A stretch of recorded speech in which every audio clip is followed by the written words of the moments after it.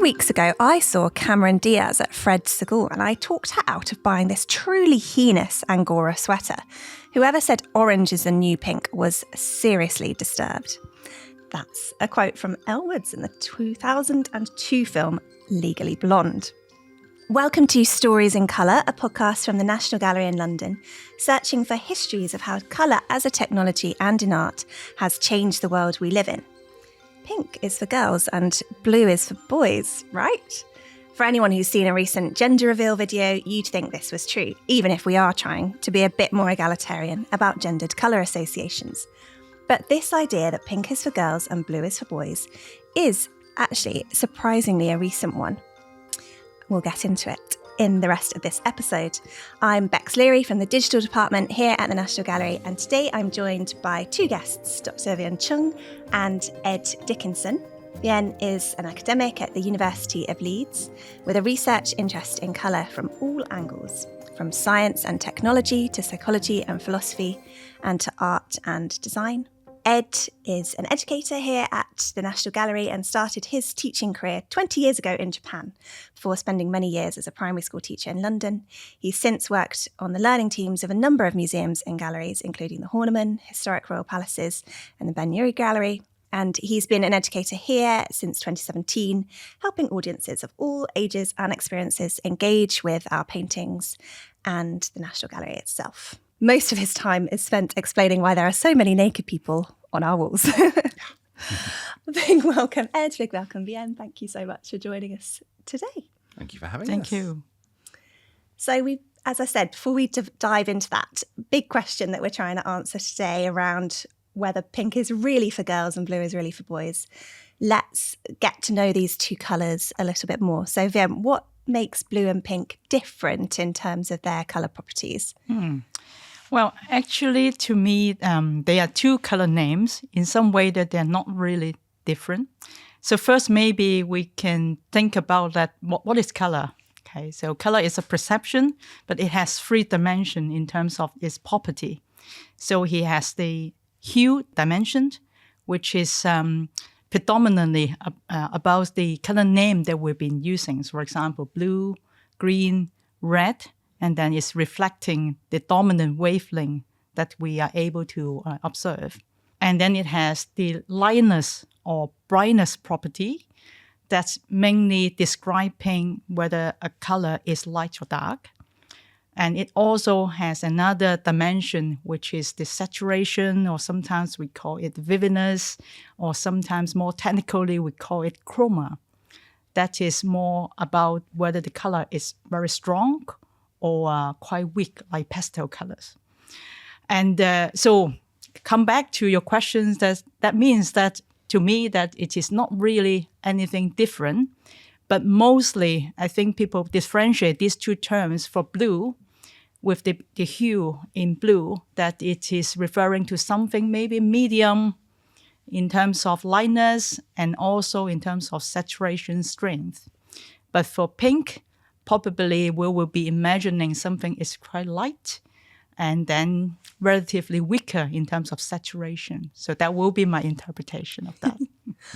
Would it also be true to say that pink is kind of a better branded light red? Yes, it could be. I guess there's some of the cultures that doesn't have all the color names that we have in English. So sometimes that pink will be referred to as light red, as you say. So that is quite true. And then we can also think about that in terms of like artists, that when they are trying to create the color pink, then quite likely they will be using a mixture of red and the white pigments of that. Okay. So how do we actually see pink? And how does that work with the wavelengths of light? We can see colors out of the visible spectrum. So broadly speaking, in a very simple way to think about it, is something like from the red end to the bluish purplish end. That is basically the range of colors that we will be able to observe. And obviously other species that they may see different range of colors. For example, like bees, that they can see very distinctive patterns on flowers. That's because they can be able to detect light in the more in the UV, like ultraviolet region. So they see in some way, they see more than us. So that's an advantage. That's really cool to think about. Yeah, it's cool. Yeah, it's cool. So for all the colors, including pink, of course, that it is more in terms of like the reflection of certain wavelengths are more dominant. So for pink colors, that you can imagine it will be the reddish end and also the purplish end, that it's more dominant. And then the rest of the spectrum that has less reflection. Fantastic. Mm-hmm. If you listening want to dive in a bit more about how we see colour, the very first episode of Series 1 really digs into the kind of mechanics of how we see colour. So you can listen back to that episode. Mm-hmm. Thinking about artists, Ed, how do artists typically make pink paint for their palettes? Well, it's really interesting, Vienna was saying, both of us are thinking about pink as, is it sort of on the spectrum from red? Is it sort of a relation of red? Because certainly from painting, rather than sort of a pink pigment coming in on its own, you're looking at tempering a red pigment. You're taking the reds, which are, ancient red pigments like red ochre, which you'll get from hematite. You'll get an iron oxide. Vermilion, which you get from cinnabar, which is a bit more orangey. Red lakes are very common, particularly when we get to looking at our collection from sort of Renaissance onwards. And those are organic pigments. So you're getting those from plants. You're getting them from insects and things like that. You'll get the Kermes lake, which is an insect largely used around Mediterranean. And then when Europeans went over to the Americas, they started bringing back huge quantities of cochineal, which is the most amazing red. I mean, I've heard people say, if you sort of crush cochineal, it looks like you've cut your hand because it's so bright. Reds have obviously got those sort of links to blood and life and all of this sort of stuff. So you're getting those, and then they will be mixed with, small amounts of white, which you'll get either from chalk, from sort of limestones, or, maybe lead whites, horrendously poisonous, but, extremely strong whites. It'd be later on that you'd see, your zinc whites and your titanium whites and things like that. I always like to give a disclaimer when we talk about toxic pigments, that there is no risk to the public with seeing any old paintings in a gallery. Absolutely. Don't worry at all. Yes, absolutely. Looking at them, absolutely fine.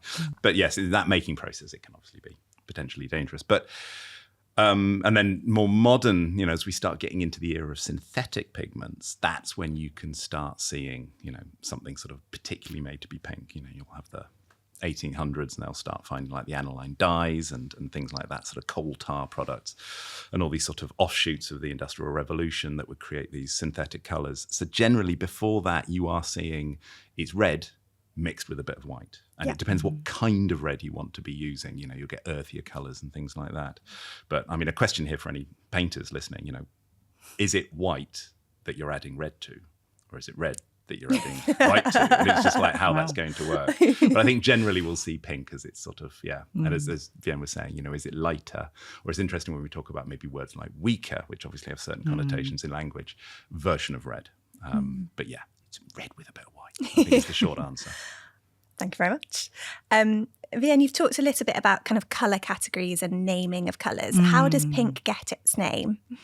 Well, the colour name of pink that is not coming until around 17th centuries, actually. So actually quite recent in broad historical terms. Yeah, indeed. Yeah. So it started with that has been generated from trying to name after the flower carnation, actually. And then, so before that, before 17th century, most of the literature probably will be referring to this particular color, this kind of shade or tint, that rosous, which is a Latin adjective that's describing rosy. So something bright, red, and then fresh. So it has actually, from the beginning, has a lot of connection with something quite natural, actually, for this particular kind of name. Flowers, I guess. Roses, does that connect through to roses? Yes. Yeah. And also then extending to that will be blossom, something bright, and then maybe even like something described in nature, like the perception of dawn as well. So that is a lot of like natural elements that are carrying by this name. And I think People might generally not know that there is a carnation, a flower called a pink, but we do have some examples in our collection, don't we? Yeah. Ed, do you want to Good old dianthus. describe Absolutely. a few of those Well, absolutely, paintings? yeah. We've got some, to have a little look at as well. So, it's interesting, isn't it, pink? I heard that pink was kind of a verb before a colour. There was like to pink was to puncture. Because you can get pinking and then shears, pinking can't shears. you? Oh, and interesting. Now pinking shears are seen very much as sort of like the crinkled, which are like the edge of the dianthus, edge of a carnation. For people who don't know, pinking shears are like scissors, but they're like zigzaggy. Yes, absolutely. So yes, and you get that sort of wonderful sort of crinkled, ruffled edge. Like the feathered edge of the flowers. Absolutely. So yeah, I mean, we have, and it's interesting, if you type pink into the National Gallery search bar in the website, a couple of paintings will pop up and they will be, a man with a pink and the Madonna of the pinks. And usually sort of paintings that don't really strike you as very pink. No, obviously, exactly. And because it's about the flower. Exactly. There's a tiny little bit of pink. I mean, there's a little bit more in the Raphael, but, in the Andrea Solario, the man with the pink, we are looking at a man with an absolutely phenomenal jaw, looking out at us with one hand on a sort of black sash going across this astonishing sort of red tunic. And then on his left hand, he's got a very visible ring on his thumb. And then in his right hand, he is holding this pink, it's very small, dianthus, this carnation. And the connotations of the pink there are that it's very much like a wedding flower. It's a symbol of love. And there would be a tradition, particularly in the Renaissance, of brides wearing a carnation in their bridal clothing. And so him holding that is this sort of sense of, is this a man, who's recently married, maybe with the ring, and he's showing that off. Interestingly, the stronger, the red he's wearing of this tunic is a sign of his office, because he's Venetian, and if you're wearing red, you can only wear that red if you are a member of the council. So he's got his uniform. So the he's pink an important here, man. yes. So the red here is sort of his status, and the pink, this flower, is very much this sort of sign of love. And then again, you get this idea with Raphael's Virgin and Child. So its nickname is the Madonna of the Pinks, and it's this lovely, very small little painting of the Madonna of Mary with Christ, the baby Jesus, sitting on a white pillow on her lap. And interestingly, she's got a wonderful sort of blue skirt on. Christ is holding this little bunch of pinks. And then behind his back, she's sort of holding his hand with her right hand. And then behind Christ's back, she's sort of cradling him. And she has a little bunch of pinks as well. So it's like they're exchanging them. And again, it's this idea of the pink being this exchange of love. Oh, that's lovely. So there isn't really a lot of pink in that picture, but, look at their cheeks. And this is very Raphael as well. It's just, there's this amazing pink pigment in the cheeks. And it comes back with this idea, as Vien was saying, is pink sort of derived as well from rose and rosy? And rose is this connotation of health. Rosy cheeks, yes. Rosy cheeks, absolutely. And yes, so sort of healthy and happy and full of life while they exchange this gift of love. And Cennini mentions using pink for undertones in his 14th century work, doesn't he? So I guess that might link through to Raphael's use of pink here for the flesh tones, picking Absolutely. up that was quite a typical way of working. Yeah, because we see a lot of green as well. I think a lot of people looking at National Gallery paintings may go, everyone looks a bit ill. And that's generally because they oil paint, or sometimes the older tempera paint is degraded to a point where light is passing through and reflecting what's underneath. Yeah. And the underneath would be, for white skin, quite often they'd use a green. But yeah, you'll start to see Cennini kind of, he's the guy who writes the book on sort of artists. These are the things you can use, and a lot of people use that. And he's like, bring out the warmth with pinks and skin. Lovely. Let's take a step back to think about some of the different cultural associations with pink. We talked a little bit about flowers and health, but are there other associations, I guess? This is all quite culturally relative, but what are some of the cultural associations with pink? Yeah, I think that it's a lot of symbolism that with pink that refer to love, actually. So if we look around like campaigns, for example, the LGBTQ+, then their flag is particularly has a pink element in there, representing the diversity and inclusion. And also that if we look a bit further, like in Asia, for example, In Singapore, they had a campaign more than 10 years ago called Pink Dot. And it's particularly about inclusion of trans people. And so particularly they are picking pink that is more like trying to be like illustrating the love and the inclusion in there. So I think there's a lot of elements with pink that it is associated with that. I guess we'd associate it with Valentine's Day as well, with love. Like, you know, if you imagine a rack of cards in a shop for Valentine's Day, there's going to be a suite of pink and red, isn't there? Yeah, you don't have a lot of options. Pretty much. Do you have any of your own cultural associations with pink, or oh my have we goodness. touched them all? Well, it's so interesting, isn't it, this idea of sort of inclusion, and we've used a lot of words like softer or, you know, I mean, better used in sort of scientific terms. We use terms like weaker, you know, in cultural terms that has a completely different connotation we should be careful of. But there's this sort of idea, isn't there, of sort of softness. And even looking at these Renaissance paintings, the idea of a pink being a symbol of love, of rosiness, of health, sort of happiness, abundance. There are those sort of things. And does it need to be sort of softened, this red, you know, from the stronger, vibrant to make it maybe, you know, I hate to use words like gentle, but it's a tricky one. It is a tricky one. And then, of course, you know, we're speaking in, you know, the 21st century.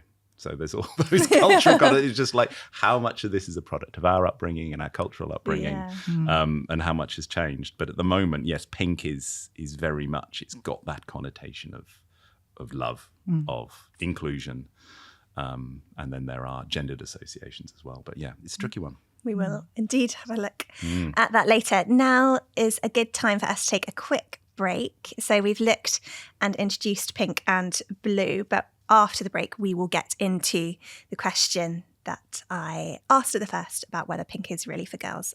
We'll see you after the break.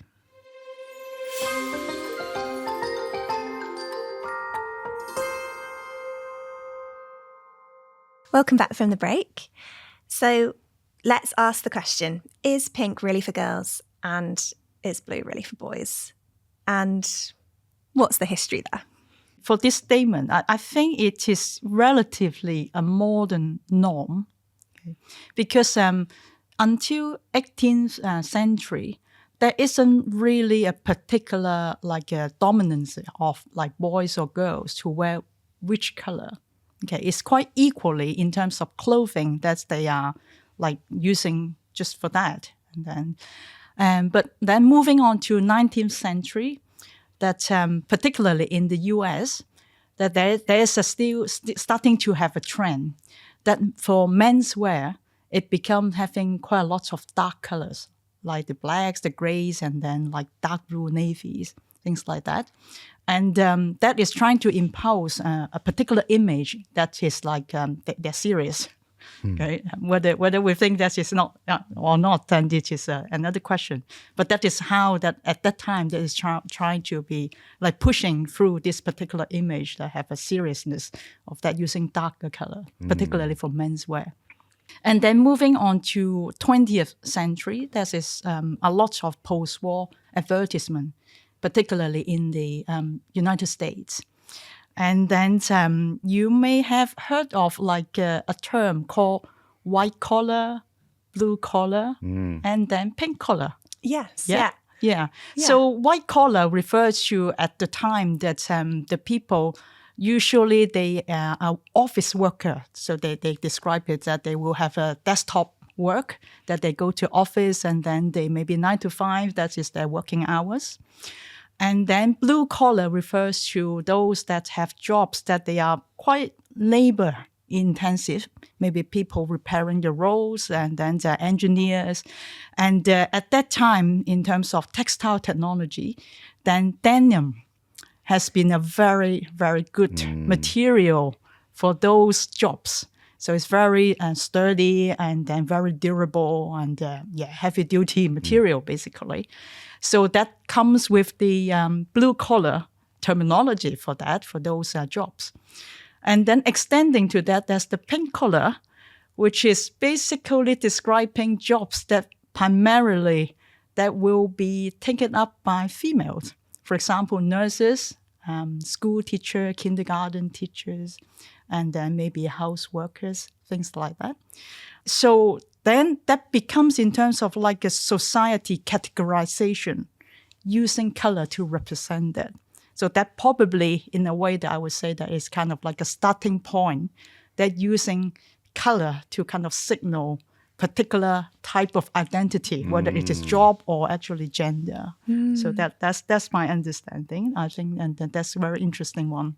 That's so interesting. I do wonder how much of that as well, would be a post-war, because obviously a lot of people wearing military fatigues during war, certain uniforms, and so many women going into, roles particularly reserved for men during the war. And then after the war, there's a lot of push of women, no, they need to return to the home and let the men go back, and all this sort of stuff. And it's I wonder if there's an element as well of it being culturally reinforced to try and define gender boundaries, unfairly. Yeah. There was some research, wasn't there, in 1918, so just over 100 years ago, which suggested that pink was for a boy and blue was for a girl. And the reasons were because pink was regarded as a strong colour, whereas blue is more delicate. So that this is an American trade publication that says, the generally accepted rule is pink for the boys and blue for the girls. The reason is that pink, being a more decided and stronger colour, is more suitable for the boy, while blue, which is more delicate and dainty, is prettier for the girl. And I just find that absolutely fascinating, that we just think that these things are true, that we have this perception that pink is a girly colour. And even 100 years ago, not least going back to the 18th century, as you were alluding to at the start of your answer to the question, people were thinking so differently. We have a question from our audience which relates to this, which, Ed, I think you might be able to help us with. So this is one of our listeners on YouTube. Thank you for your question. I once visited an exhibition in Glasgow about dress colours throughout the ages and was fascinated by the idea that boys used to wear pink as it was perceived as a softer version of red, which was suitable for men being masculine and warlike. I would love to know if this was reflected in the art of the time. So we've got a Veronese painting, haven't we, that we can look at from the mid-16th century. So that's Paolo Veronese, and it's the family of Darius before Alexander.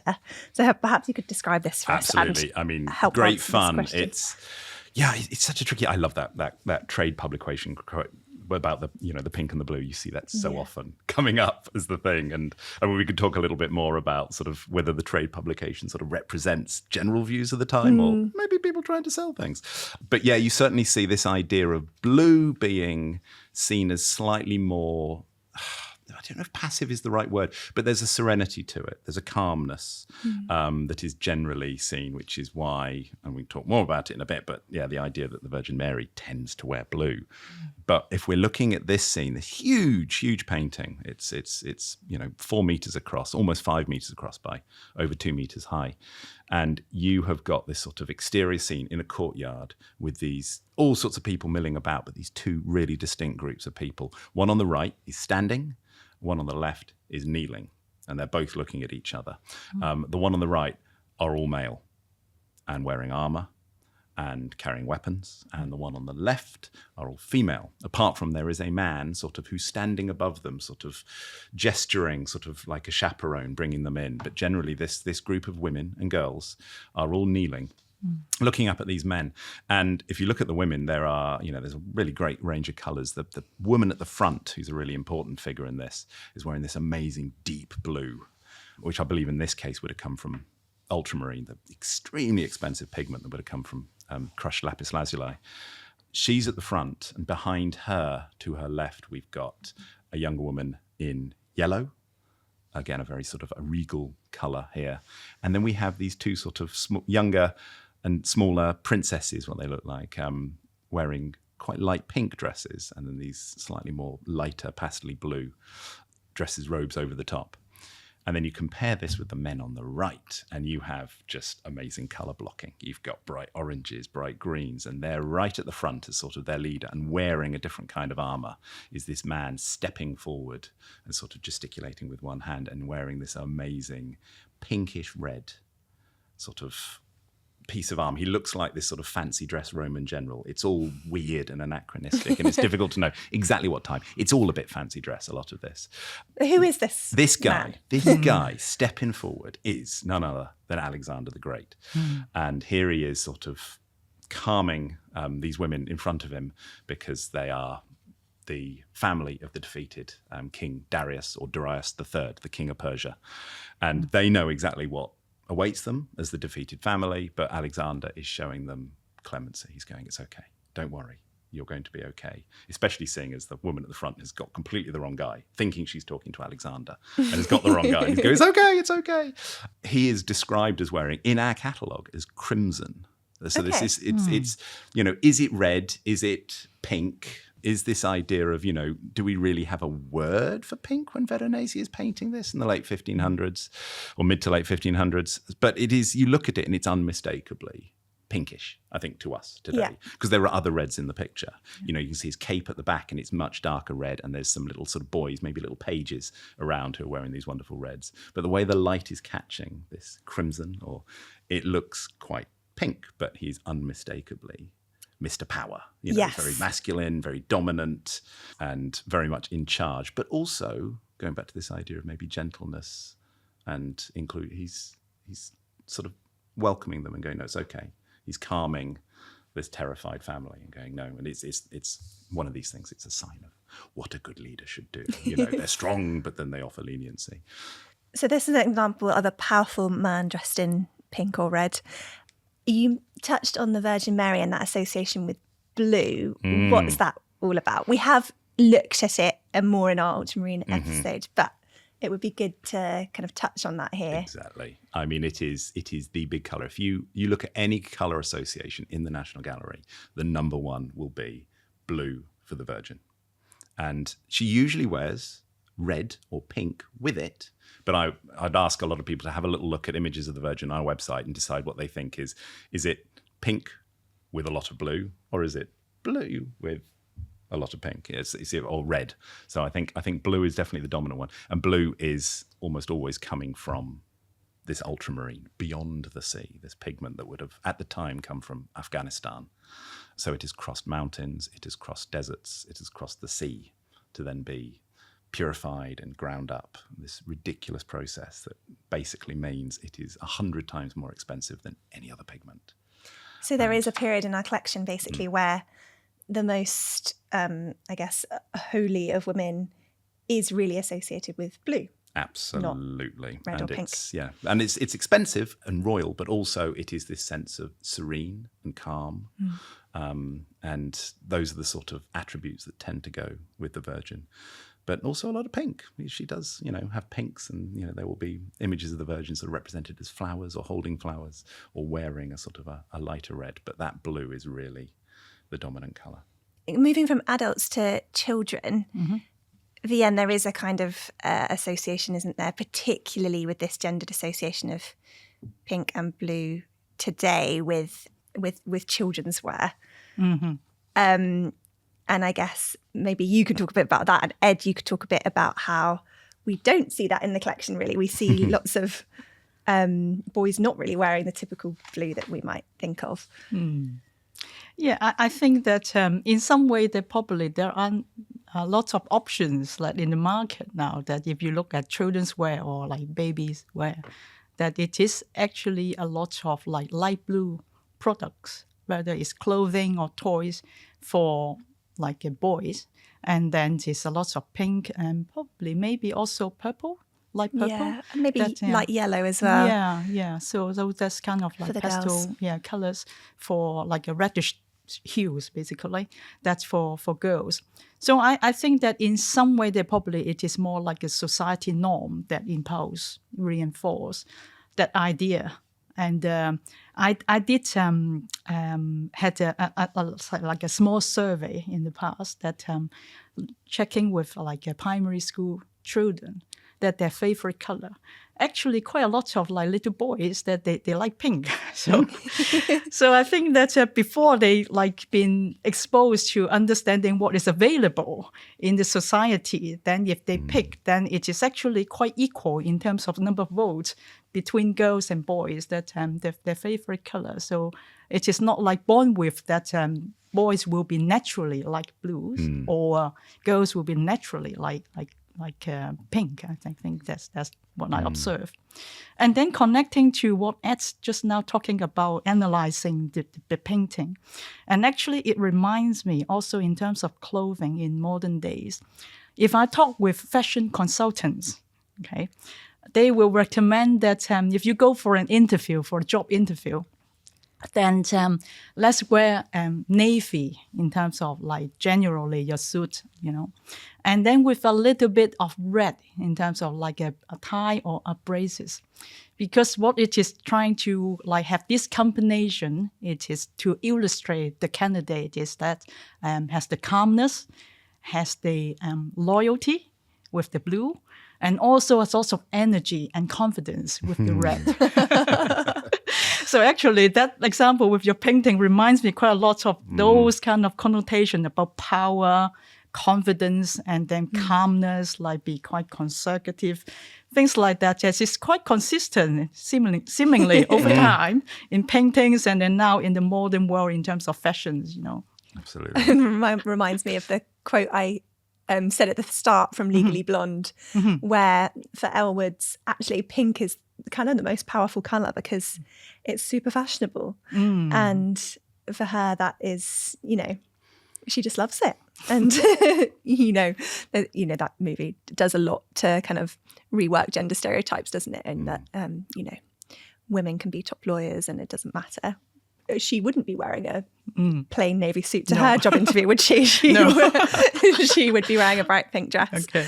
But it's so interesting. If we're seeing pink as a relation of red, and it's that sort of, to what degree? Because as we're seeing, the red is, as you say, it's the energy. I mean, there's a fab study, I think, around the 2004 Olympic Games, which was, they looked at combat sports like taekwondo and boxing, and they said, when the teams were just randomly assigned blues or reds. And they said, all things being equal, you should have, an equal number of wins. Yeah. Red won 20% more of the time. Yeah. And then there was another study done about the English Premiership here. and over time, for whatever reason, red teams seem to win, which is nothing to say why Arsenal and Liverpool are currently top. And yes, well, we'll never see, but there's nothing to say about that. But yeah, it's a really interesting one. Is red sort of energy and motivations and motivation, whereas blue is slightly calmer and more passive. It's very tricky. But then with so many of these things, we get these ideas and we can find something to fit sometimes, can't we? And you go, aha, yes, I will look at the person in charge here and they're wearing the red. And is it there to draw the eye, or is it just sort of, Are there examples from our collection of children wearing blue or pink? Yeah, it's really interesting talking about this sort of when gender colours tend to come in. And it's also this idea of gendered clothing. Because let's say if you look at something like Hogarth's beautiful family portrait by Hogarth called The Graham Children, and you've got 4 children, and you've got these 2 girls standing up. The eldest girl, interestingly, is wearing a wonderful blue. And then there is a boy sitting down wearing his breeches. And then there is a little baby down in the bottom left corner wearing a sort of a baby's frock. Yeah. And it's great fun working with the kids, because I say, what do you think the baby's name might be? And they're thinking of posh baby names. And they go, oh, it's Elizabeth or Tabitha and things like that. And I say, well, no, the baby's name was Thomas. And they go, oh. And they go, oh. And I say, oh, you thought it was because, they look at it and really, clothes were genderless. They were the same, particularly for children. There's that amazing photograph of Roosevelt, of FDR, wearing this wonderful frock. And boys would be dressed. And this is a picture of my grandfather, actually, in the early 20th century, wearing a dress, because boys and girls would be dressed like that. It's quite practical if you think about it. If you need to change someone, it's easier to pull up a skirt and rather than taking breeches off. But then wearing breeches was part of a sort of a rite of passage into manhood. The clothes themselves are sort of genderless and then becoming gendered. And the colours are generally genderless as well. And then it's, as we're moving into the 20th century, you're starting to see with like the trade publications, yes, people marketing things and saying, okay, yes, we're recommending certain people wear this, other people should wear that, because if you can gender colours, you can sell it to parents more than once. And this is the big thing. So, yeah. Yes. This is a good point for us to take a quick break, and afterwards we'll be asking Vien about a study that resulted in the colour Baker Miller pink, and getting a little bit more into the 20th and 21st century and our associations with pink there. We'll see you after the break.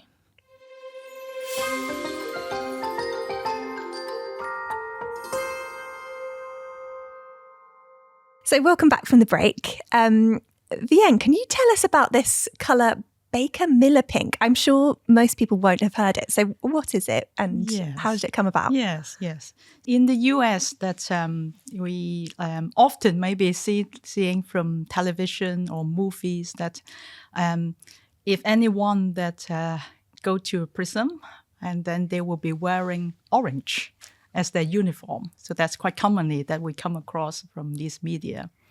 And then there was a time that that is as a suggestion that let's look at applying pink, this color, to this kind of environment like prison and then correctional facilities.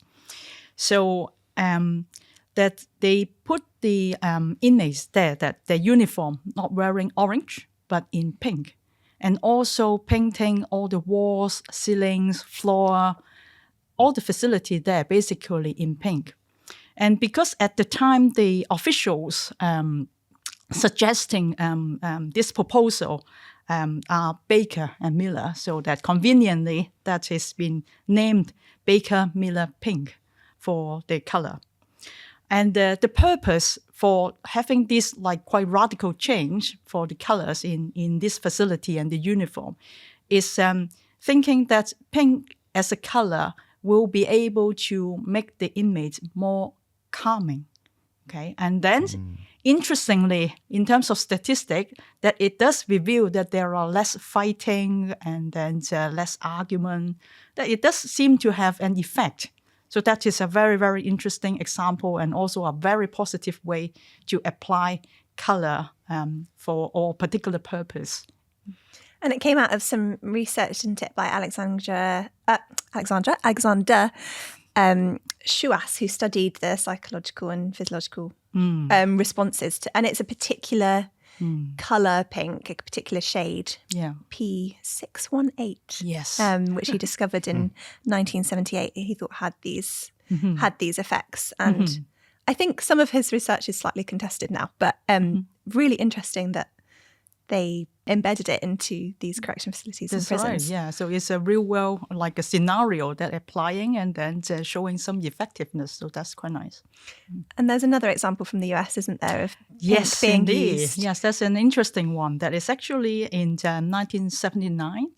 So in the US, the University of Iowa, and they have a football stadium facility. So it's a huge space.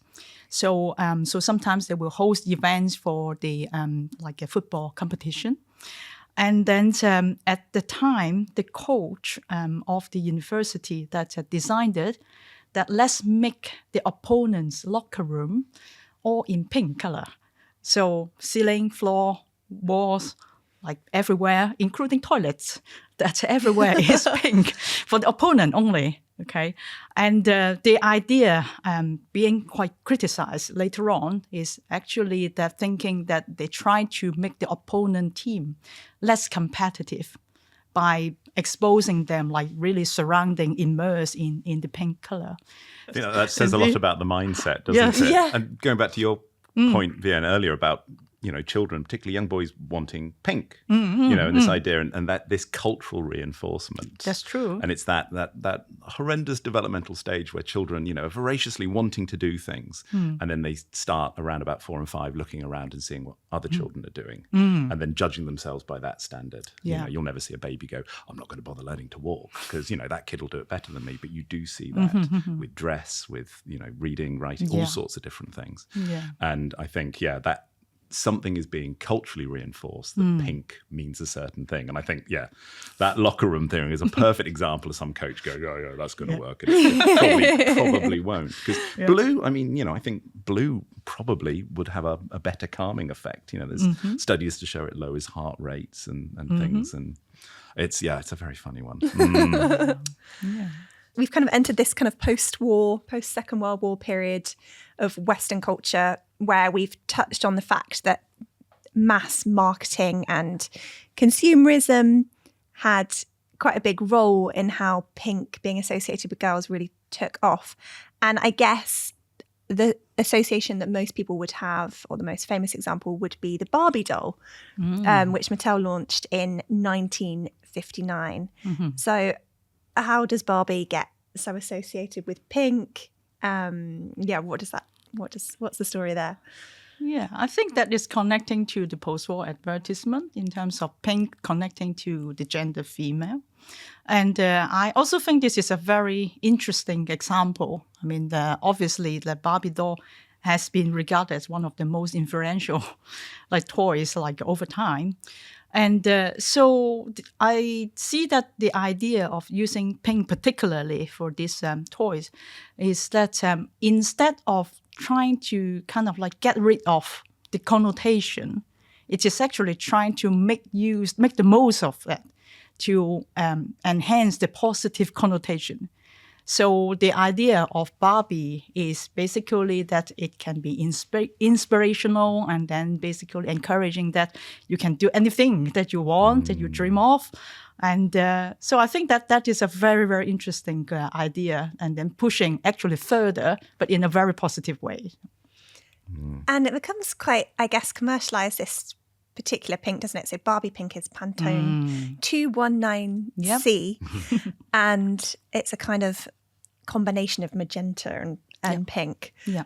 But so I think maybe you can explain this more, but I think the specific shade isn't registered as a trademark, but it's still gained trademark protection for Mattel to distribute it. How does that work? How can a colour be Yes, indeed. protected legally? Yes. So color actually cannot be copyright, but it can be part of the trademark or as a wholesome, as a trademark. So, and lots of brands that basically would like to have the ownership of a color so that they are distinctive to any other competitors. So it is not just about Barbie, and then basically all the brands, they will have a registered color denoting maybe for their logo and then other advertisement materials. That is very, very important. And for this Pantone color, I think it is in some way just slightly strong pink, not very pastel ones that they pick that may be trying to denote that okay, female can have the power as well. Yeah, okay. Yeah, and other brands that actually can go into quite a serious dispute if it is actually not careful using the color that other companies, other firms has been registered. So that is another whole story about the correct use of color in a way. That Barbie pink it's not passive in any way, is it? Which I think is so interesting, because we've said pink is this lighter, or in some ways in terms of sort of, chromatic strength, maybe weaker. But Barbie pink it's sort of weapons grade pink. This is full on. And I think that's a really interesting part of it. It is, it is unmistakably pink. It is unapologetically pink. And unmistakably so, because also our association with the brand is so strong that when the Barbie movie, which came out in 2023, starring Margot Robbie and Ryan Gosling, they had billboards out, advertisements with just the date, July 21st, July 21, when it was being released. And it was just that word with the bright pink background. Yeah. And everyone knew. Yeah. Everyone knew what that meant. Everyone knew that was the Barbie movie coming out and the date. They famously ran out of paint, didn't they? They ran out of, they painted the set and with so much pink that there was a global shortage of that particular colour. It was amazing. Yes, they contributed to a worldwide shortage. I will say that, yes, that's probably the sense. It wasn't a total shortage, but because the construction of Barbie Land did use so much pink by the designer, Sarah Greenwood. Also interesting, the director, Greta Gerwig, said that the bright pink shade was important for her in maintaining the, quote, kidness of the Barbie world. I see. So that association with childhood coming back, I find quite interesting. I think it's like a synthetic thing as well. Is it a plastic pink rather than a pastel is more? I wonder. I don't know. Just those connotations, and we sort of go, yes, but yes, who knows? And it is interesting talking what you were saying about the kind of strength of the colour pink. I feel like that is very much tied to the themes that they looked at around individuality and patriarchy and being able to challenge women's role in society and things that were being looked at in that film. And the strength of the pink has some good associations with that, I think. Another very strong pink, actually called shocking pink, caused a sensation in the 1930s, didn't it? What's the story there? And perhaps we can talk about pop art as well in relation to that. I think that shocking pink is quite a familiar, like a terminology that we use this very strong and then bright pink color. And it's been starting to become very popular, that particular to the pop art period. And where artists prefer to use some strong color to draw attention and then make impacts.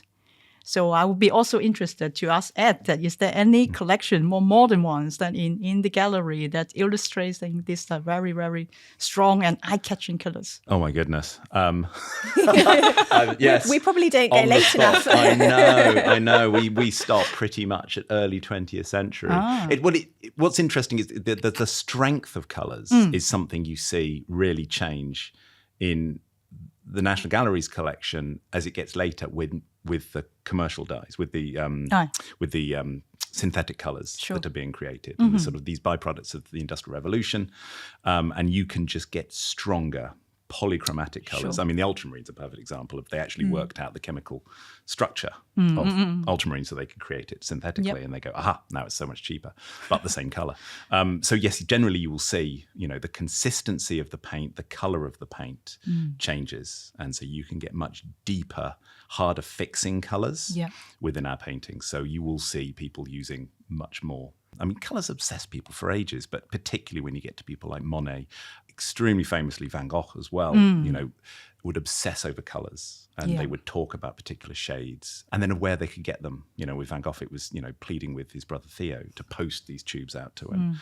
Can we get these particular colours? Can we replicate what we're seeing in the world and use it to, it's not just this is the yellow of a sunflower, this is the yellow of life or hope, or, there's something else going into it. But yes, the synthetic things are definitely stronger or able to be quite deep. So this, shocking pink became the signature hue of Elsa Schiaparelli, who was a prominent fashion designer of the mid-20th century.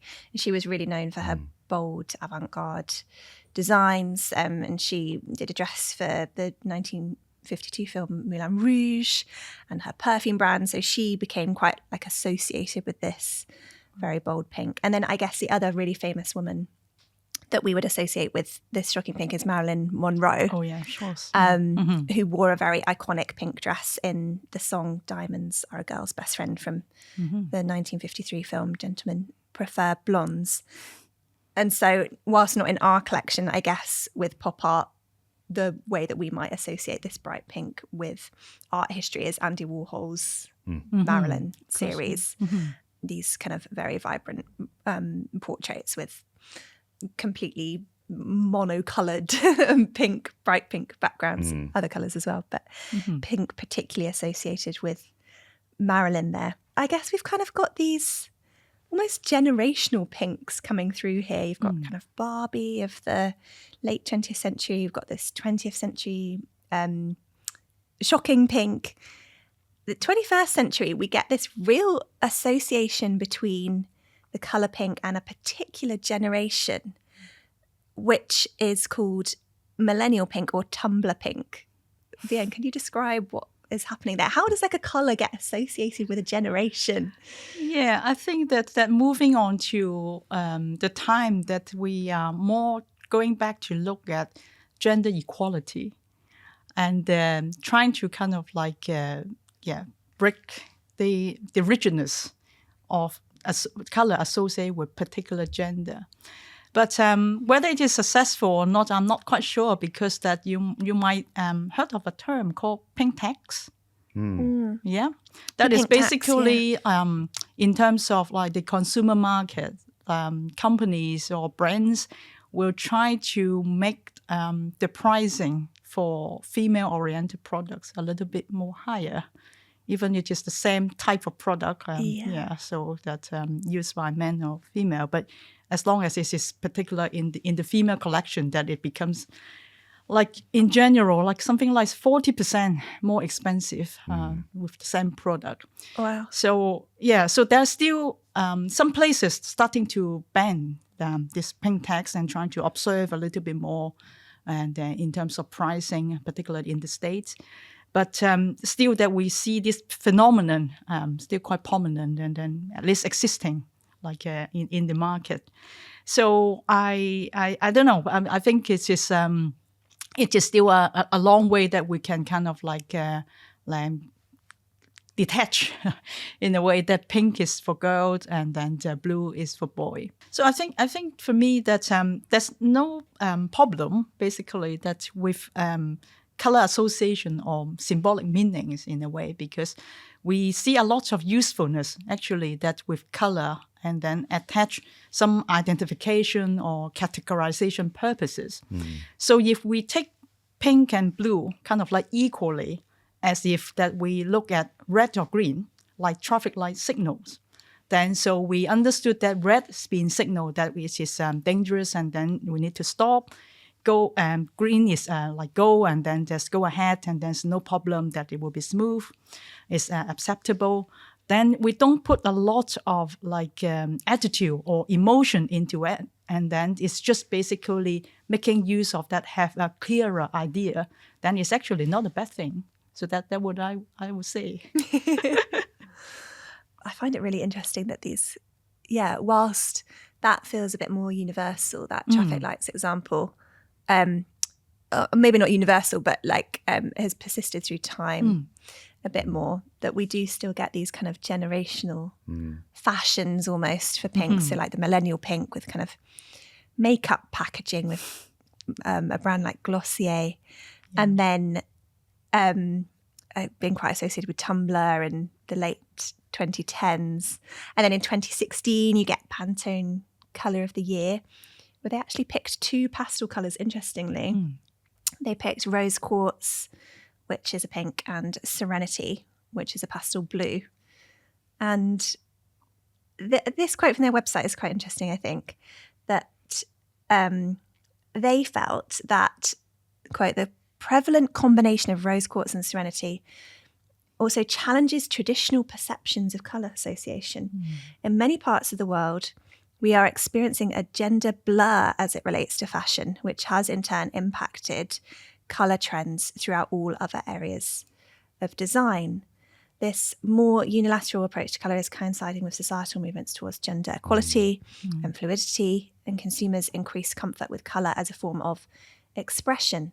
And so we've got a generation that has less concern about being typecast or judged, and an open exchange of digital information that's opened our eyes to different approaches to colour usage.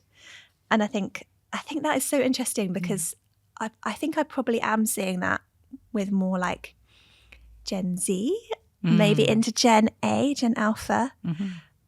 But I don't know, you were saying before we started, Ed, about, your little girl, her favourite colour is pink. And one of her favourite, absolutely, pink. And then she'll go, purple, but also this, and there are still very strong cultural associations. It's going to be time, isn't it, Beks? And I think that's what will change it. You're seeing much more, because of modern technology and how it works, you're seeing a greater atomization of sort of cultural colour associations and cultural interests, because you can be into all sorts of different things. It's not just sort of we will join a certain camp, or at the moment we still have that sense that, if pink and blue, you're either sort of conforming or you're rebelling against. In a way, to do that, you are still fundamentally accepting that there is a thing that is, pink has a certain connotation, blue has a certain connotation, regardless of which way you want to take it. And I think that will dilute with time when people start blurring that to a point where that connotation, 2023, it was Barbie pink. 2024, we had Brat Summer, which is a completely different colour, and we have a green. So it's just like, I think that reflection of what femininity can be and what youth culture wants to go for will change. And I think, the pink and blue thing, it'll be interesting to see what people, hopefully listen to this in 100 years' time, will associate with blues and pinks, because, we still have these colours, we will still use these colours. The sky, hopefully will always still be blue, appear to us in that way. Blood is always red, and there are elements of pink, related to that. But I think, that atomization of culture and tastes will change, I think, a lot. So we will see. Are there any final bits you want to add, Ed? It's just this idea that I think we've hit upon it, and I think it's probably worth sort of stating that you can almost find something to justify a colour or a picture or something to justify how you'd like to use it. There are definite prevalent things, but we're both beholden to them and capable of shaking it up. But it's really tricky. I mean, particularly with kids, it's just like, who's going to go against the grain? We're fundamentally social creatures, aren't we? So it's the gumption to sort of, stand up. You either go with the flow or stand up and go, no. But even then, you're sort of reinforcing it by saying, either way, I'm going to go with it or I'm going to go against it. You are saying it is a thing. Yeah. So, maybe that's the point I'd make. But In a few words, Vien, to conclude the podcast with the original question, is pink for girls and is blue for boys? At the moment, yes. At the moment, yes. Very good. So that brings us to the end of today's episode of Stories in Colour. Thank you ever so much for listening. If you've got questions about the story of colour and how this amazing technology has interacted with human history, you can email us on podcast@nationalgallery.org.uk, or you can send in questions via our National Gallery social media channels. Just mention the podcast and we'll do our very best to answer those in a future episode. So we hope to see you next time for Stories in Colour. Thank you so much for joining us, with huge thanks to our guests, Dr Vien Cheung and Ed Dickenson. I've been your host, Beks Leary. Our producer was Harry Rosehill. Our researcher was Hannah Rogers. Our technicians were Tom Gulliver and Timothy Carpenter.